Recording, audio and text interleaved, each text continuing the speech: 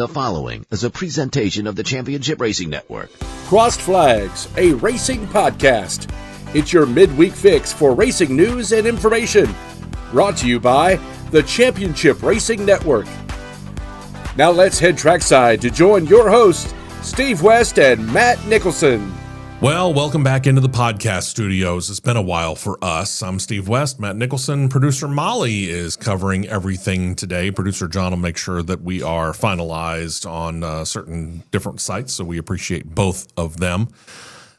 When it comes to today, we're really only going to talk about one subject, and it is something that's breaking here in our backyard. And something that's pretty close to us, truth be told, and it deals with the International Motorsports Hall of Fame and some previous people, shall we say. Let's try and get you caught up here. This is a subject that we broached not only on the Crossed Flags podcast late last year, when the story started to break, but we also did it on the big show. And it initially dealt with what we thought was a scandal involving an accountant who was kind of cooking the books and basically skimming money off the top and spending, it was close to $250,000 of the money. $236,000 of the money that should have gone to the Hall of Fame. Now it seems to be getting a lot more involved, and it also deals with the one-time executive director, who is a person who is very familiar to people in and around Birmingham, and we'll show you a picture of the man right here. This man should look familiar if you've lived in the Birmingham area for any length of time and have watched local TV news, specifically local TV sports. Back in the early 90s, he joined what is now Fox 6 for a short period of time as a sportscaster, along with people like Rick Carley. Then got a job in Dayton, Ohio for a little while until they launched ABC 3340, and that's when ABC left Fox, what is now, again, Fox 6, and it became the Fox affiliate. ABC needed a TV outlet in the Birmingham market, and channels 33 and 40, which actually have towers in Tuscaloosa and out towards Anniston, to be specific, pooled together and created a TV station, and he became the sports director. Mike Rada was the sports director there from 1996 for, 2017? Something like that, yeah. Give or take. So 21 years. That's a nice long run to be in the media doing this kind of a deal. And very, very well-known guy. Very, very well thought of as far as sportscaster is concerned. Multiple-time local Emmy Award winner for his sportscasting and all that. But as time goes on, your salary gets too high, and he ended up, his contract basically not being renewed. The official word is he got laid off. Now, the truth of the matter is they just didn't renew his contract. A couple of years after he got let go, he joined the International Motorsports Hall of Fame, became their executive director, and I thought it's a nice landing spot for a guy who's very much into sports. And over his time of being in and around the city of Birmingham, he would have done a lot of stuff out at Talladega Superspeedway, and he did. But now he's part of this, and one of the allegations is that the International Motorsports Hall of Fame Board of Directors did a project on an old pace car, 1968 Camaro convertible. Yep. Used as a pace car, and I don't know whether it was used at Talladega. I can't remember. Not sure which track it was used at. But either way, it was used as a pace car, and very nice car. If you know anything about 1968 Chevrolet convertible Camaros, pace car or not, it can bring some pretty good money if it's done right. Yep. Apparently, the board of directors authorized this car to be fixed up to the tune of some $23,000. And then they put it up for sale to one bidder, reportedly Mike Rada, who paid a grand total of $15,000 for it. That's just one of the allegations of him using his office for his personal gain. Another one happens to involve his wife and a Ford F-150 pickup truck that was bought for only $1,000. Now, in comparison to the accountant being accused of skimming some almost $250,000 off the books and using it for their own personal gain, that seems like small potatoes, but you're starting to see a bigger picture here. Mm-hmm. And this is a problem for the International Motorsports Hall of Fame, which Molly, go ahead and put that logo up there behind us if you don't mind. They updated this logo, and I like this logo, truth be told. I think it's more modern, it's more up to date, and that's a good looking look. Not that the old one was bad, don't get me wrong. But the problem is that this Motorsports Hall of Fame right here is kind of a hidden gem, truth be told. Oh, and then some. We were just out at Barber Motorsports Park, and we talked a lot about the Barber Motorsport, the museum that's on the ground, which legitimately so, because most people don't think about coming to the Birmingham area and going to these kind of museums and halls. But you really should, because the Barber Museum has the world's largest privately owned collection of motorcycles. It also has the largest collection of race used and Lotus race cars. That's just a small smattering of what's at Barber. International Motorsports Hall of Fame, despite the fact that they haven't inducted a class since, 2007, I think it is? It's 2007, 2008, something like that, yeah. Going on 20 years since they've actually inducted a class, but it's still worth it to go through and see all of these drivers from all of these different sporting series from around the world. It's not just NASCAR, and it's not just stock cars, which you would think of when you come to Talladega. You think of stock cars because Talladega Superspeedway is literally right in the background as you walk in the front doors. But it's so much more than that. It's got motorcyclists, it's got drag racers, it's got F1, it's got Indycar, it's got sports car drivers, it's got literally everything you could possibly think of in there. And drivers from all of those series and examples of a lot of those cars, truth be told, and examples of other cars too. Last time I was there, and this shows you how long it's been, last time I was there, though, it went and I remember seeing one of the AMC Javelin Alabama State Trooper cars. Yes. These are the kind of things that are in there. And if you have not been there in a very long time, and I'm guilty of that, go see this. But the mismanagement is horrible, to the point where Mike Rada left for a short period of time, went to go work for Alabama Senator Tommy Tuberville up in Washington, D.C., but from what I understand, he's also left that position. Mike Rada is now 67 years old. He's probably ready to kind of think about retiring, truth be told, because you start thinking about that at that point in time, especially if money is not a major concern. And with the money that he's made between his TV gigs and his other jobs, he probably really doesn't have a whole lot to worry about. And I mean that on a good scale. But he surrendered himself. I will say this. His attorney said he surrendered himself to the Talladega County authorities, and he posted bail the very same day of $25,000. And his attorney, who is Tommy Spina, very well known in and around the Birmingham area, says, let all the facts come out before you make a judgment. And I'll do that because you are innocent until you're proven guilty. But this is a big black eye to this facility right here.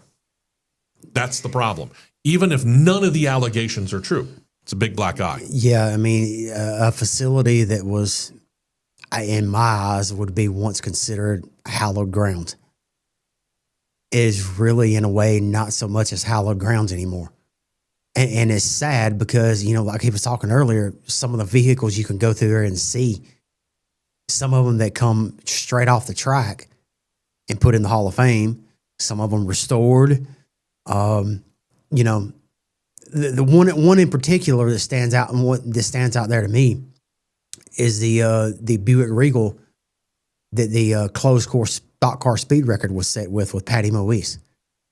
The Permatex Buick Regal that she ran 217 miles an hour with at Talladega, an ARCA car, might I add you. Vehicle like that, some of Red Farmer's late models in there. The Budweiser Land Speed car that ran at Bonneville Salt Flats. I know that car's in there. The Miss Budweiser boat, that I'm pretty sure that's still there too. Dale Earnhardt's personal RV is there. Things like that. But with situations like this right here, that makes hallowed ground like an open stadium. I mean, if you can catch the comparison I'm trying to make here, something that's sacred to something like, what's this? Yeah. What's this anymore? And that's the sad part about it, because and this, yes, it's kind of sound like a commercial, but in a way it probably should, because the International Motorsports Hall of Fame really does get overlooked.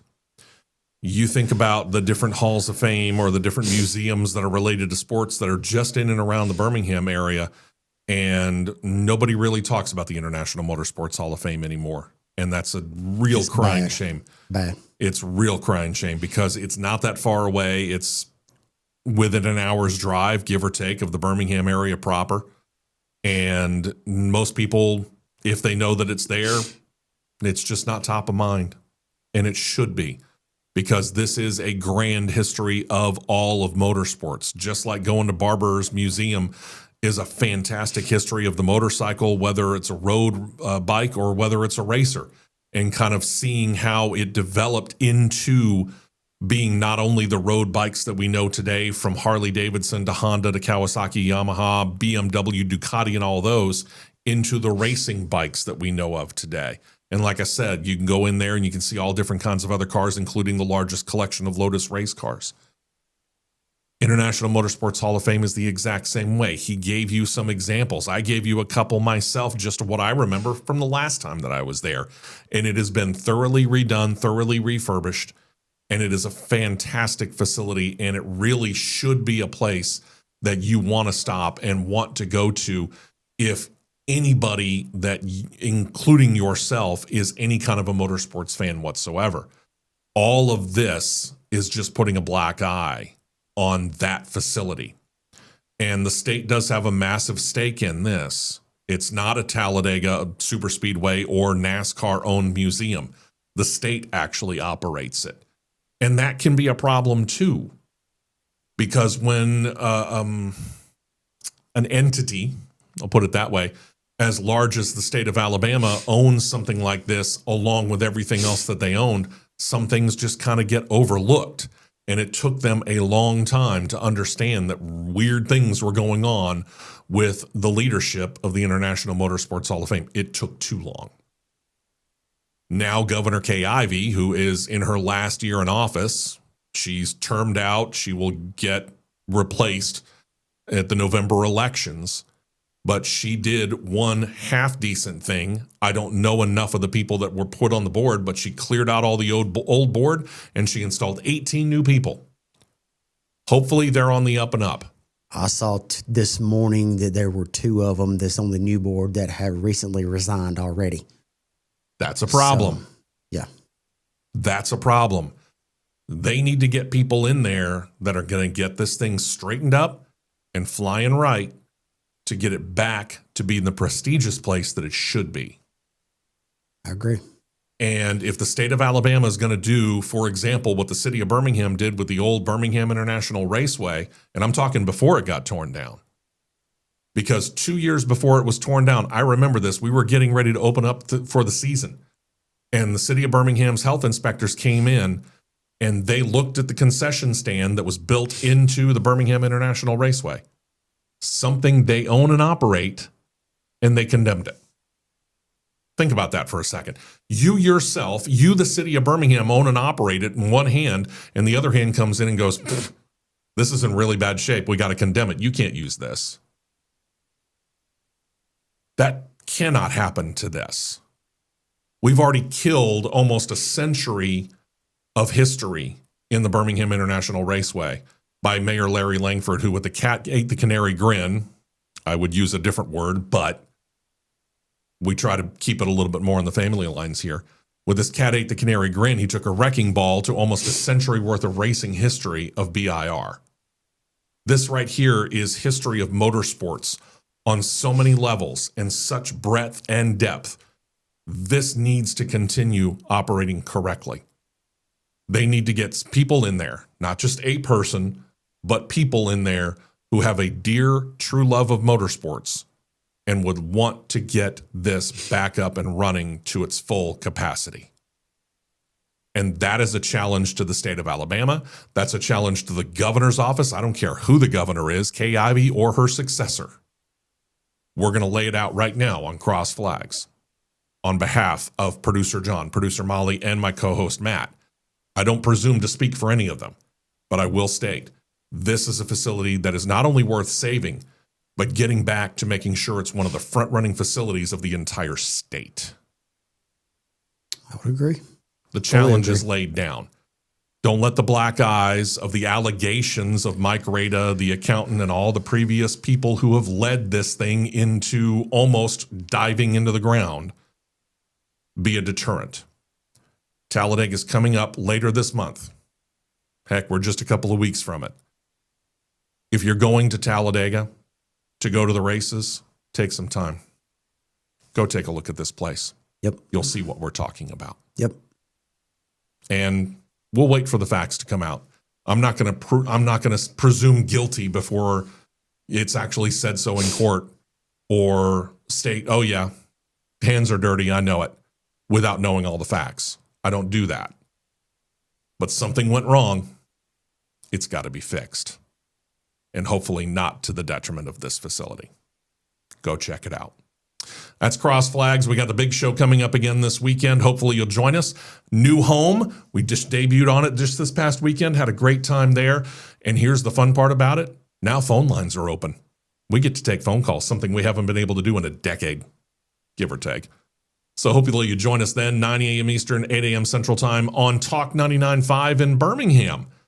Until then, thank you for checking out this edition of Cross Flags. Subscribe down below. Feel free to comment as well. And we'll talk to you this Saturday and, of course, next Tuesday with Cross Flags.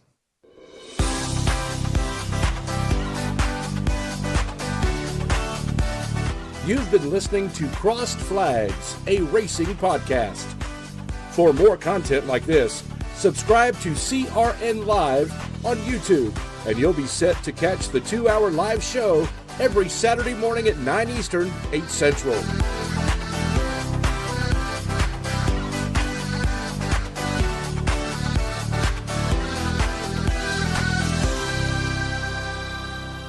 This has been a presentation of the Championship Racing Network.